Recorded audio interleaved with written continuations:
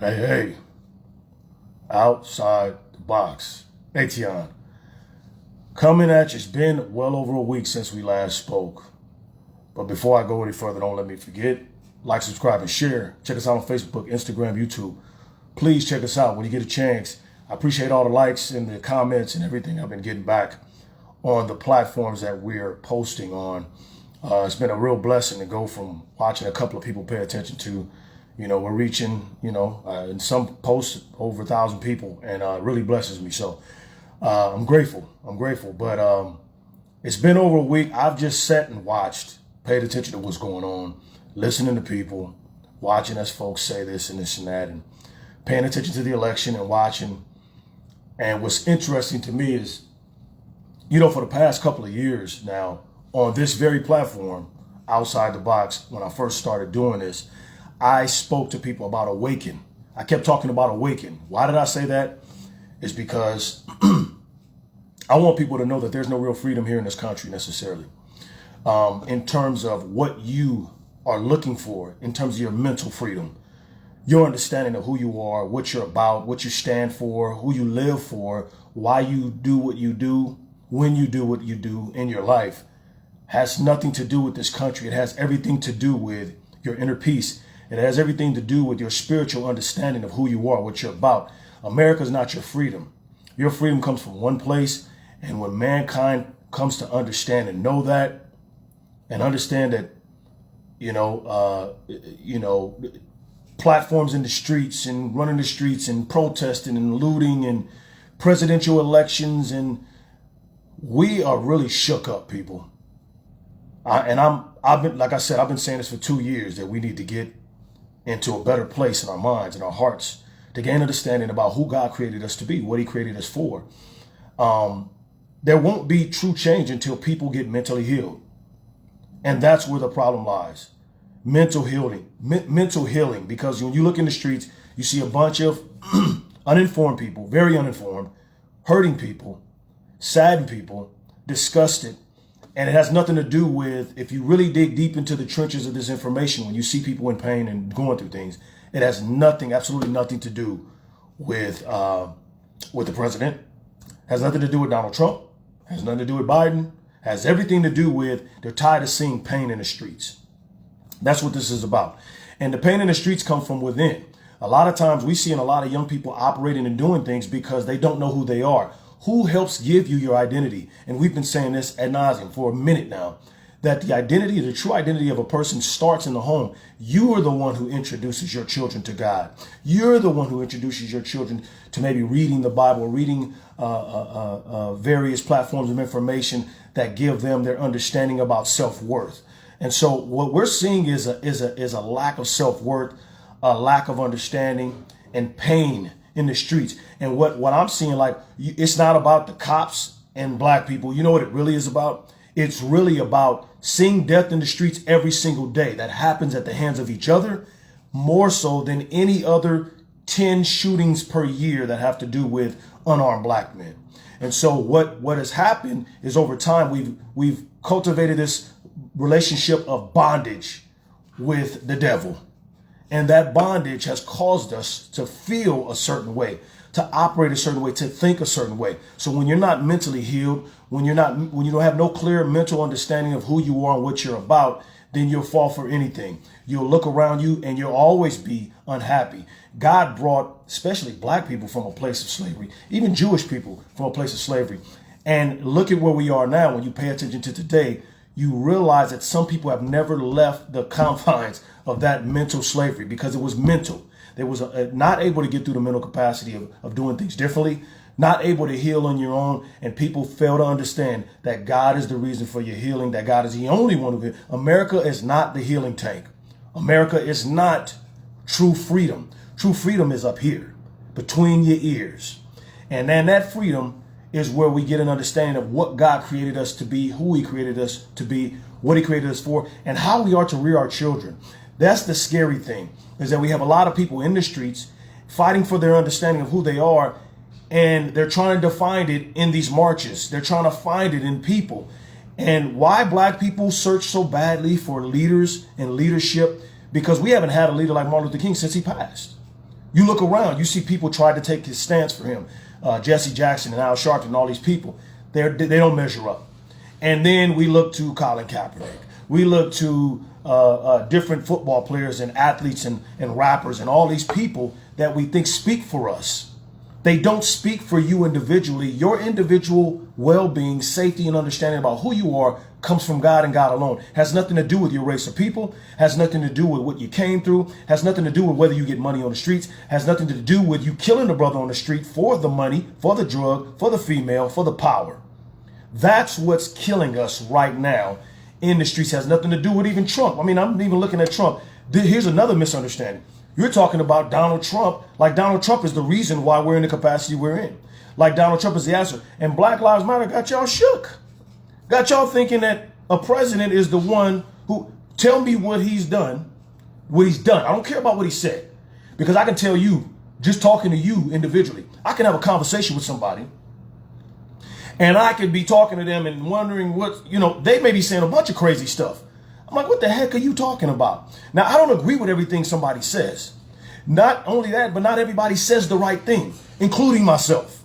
I may not have always said the right thing to my siblings, my friends, my relationships that I share with people, but look at my life. Is it evident? Am I taking care of business? Am I treating people with dignity and loyalty? Am I doing for the masses what I'm supposed to be doing? Am I reaching out? And what I'm looking at is a bunch of people pointing the finger at a man who's one man who sits in a seat in the presidential office, focusing on what he said or tweeted and focusing on what he's got going. But what did the man do? I'm looking at what he did, and what I'm seeing is, okay, even Christians are upset. And that's what really got me about this election, or about the prior to the election, and even now. The lack of understanding of a person will always breed ideas, ideologies, decisions that have nothing to do with what's right and wrong. Look around at us right now, people. We don't even know what we stand for anymore. Many black people in America name the name of Christ as their leader. Christians. Look at our neighborhoods. Look at the leaders that we have even in offices. In the mayors, governors, senators, attorney generals, the chiefs of police that in these black neighborhoods. Look at the races of each of them and look at what's going on in the community. Well, we want to blame white America for this. We can't blame America for this. We have to blame ourselves and what we stand for and what we do, because we're still living in a mindset of slavery. People talk God all the time. What does Matthew 15:8 says? These people honor me with their lips, but their hearts are far from me. So it doesn't matter that you speak the name of Christ. It doesn't matter that you call on the name of God. It doesn't matter that you go out before you go, do a little rioting or do a little protesting, that you pray. It doesn't matter. Because at the end of the day, you can talk God all with your lips as much as you want. But at the end of the day, what's inside? Those are going to dictate the decisions that you make. So when you look at the presidency and you're talking about, well, he tweeted this and he said that he's stupid. He's making all these dumb, what is he? It's the first man I've seen call a bunch of black pastors into the White House. Now, maybe you saw it in your lifetime. But for me, I never seen a man call and say, hey, and this is on record, call Kenneth Copeland, who's maybe a very prominent minister, been around forever. I need help. He calls them, ask them questions. I never seen somebody stand up for HBCUs, the historically black colleges in the United States. I never seen a president do that. I never seen a president that stood so strong on school choice the way he did. We didn't have that before. This man came in and says, listen, if you don't want to send your kids to a school in your neighborhood because you don't like your neighborhood, you can send them across town. You get your vouchers. We're not going to have that coming in, and you guys got to remember this. This has nothing to do with the face on the product.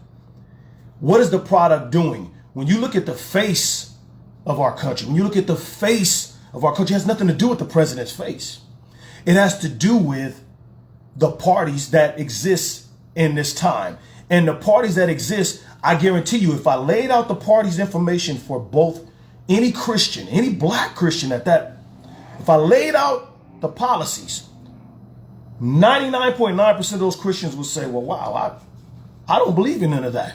I believe in this.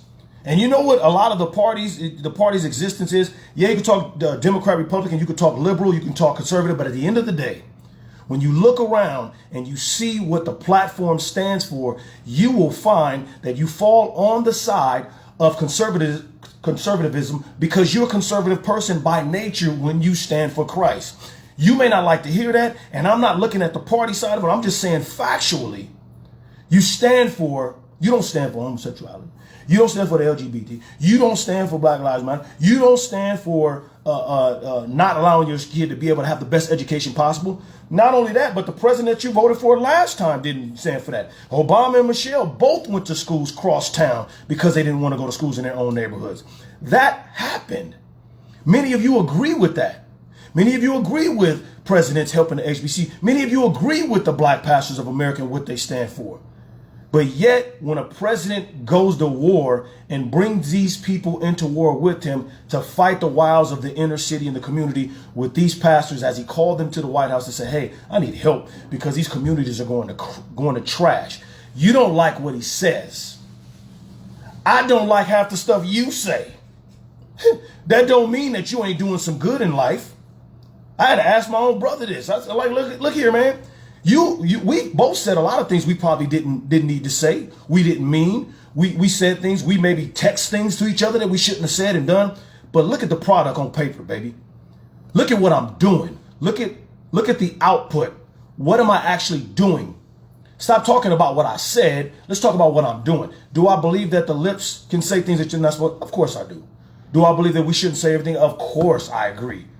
Do I believe the president that just passed, the president of the last 4 years has said some really dumb stuff? Of course, so. But at the end of the day, looking at the product on the field, that's just like a coach. A coach will say a whole bunch of stuff on the sideline, say a whole bunch of negative stuff to his team. But if he goes out there and he lays the crap on the field, then that's different. But if he goes out there and his team performs and they're 8-0, you can't argue with it. But here's the danger in all this, and I'll wrap this in a tight little something in a package and bow it up for you and hand it to you. Because at the end, what we have to realize is that we're still focused on our freedoms. We don't have freedoms that we want. We want this and this. And we're thinking America's going to fix that. America can't fix your mental freedom. Your mental freedom comes from God and your understanding about who you are, what he created you for. It has to do with, let's stop honoring God with our lips. Let's honor him with our hearts. As I said before in Matthew 15:8. Also in John 15:15, it says, I no longer call you servants. We're no longer servants to this world, to this earth, to America even. Because a servant does not know his master's business. Instead, I've called you friends. For everything that I learned from my Father, I have made known to you. So when you read your Bible, when you gain understanding about who God created you to be, when you transform by the renewing of your mind, when you do things that God called you to do, you don't do things the same way you once did them. You don't think and feel like you used to. And that's where we get into the danger, because we soon forget that we were created for more. We soon forget that the stuff that's going on out here in these streets, the things that are happening around us, have nothing to do with America. It has to do with self-worth and understanding. If we as a people don't get that into our souls, it doesn't matter how much money the country gives you. It doesn't matter how many beneficial programs they put in place. It doesn't matter how many social networks put things into existence on your behalf to make you feel better. It's only a Band-Aid. And as we know, Band-Aids can be ripped off. As we know, wounds don't always heal. So you need to get out of the wound. Let's patch the wound up with God. Let's get ourselves in order, in line, do what we're supposed to do. Because at the end of the day,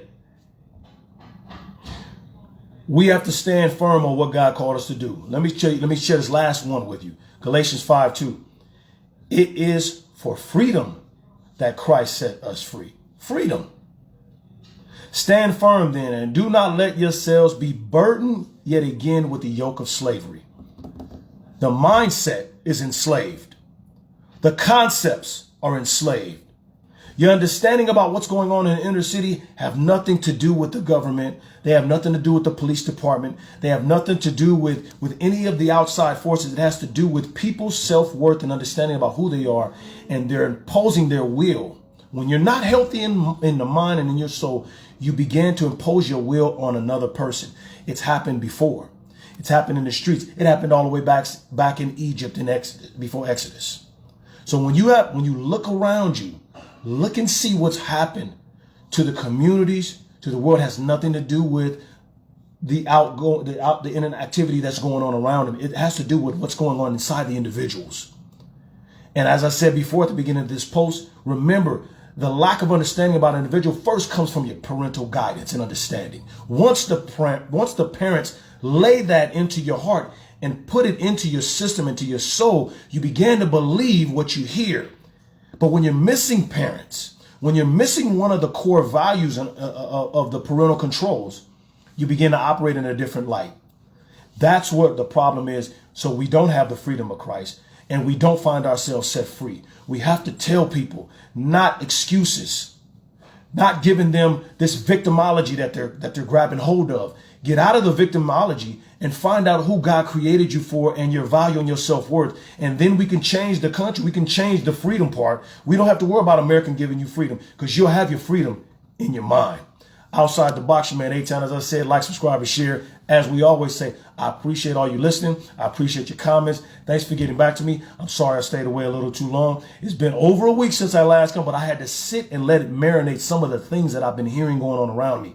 But I'm not changing what I said 2 years ago. We need to wake up, awaken, find out that yes, victor, not victim, all day, every day. That's what we're about here. Victor, not victim. Awaken your mind, get close to God, and let him set you free with true, fair, deliberate freedom. Outside the box, your man A-Town, signing off.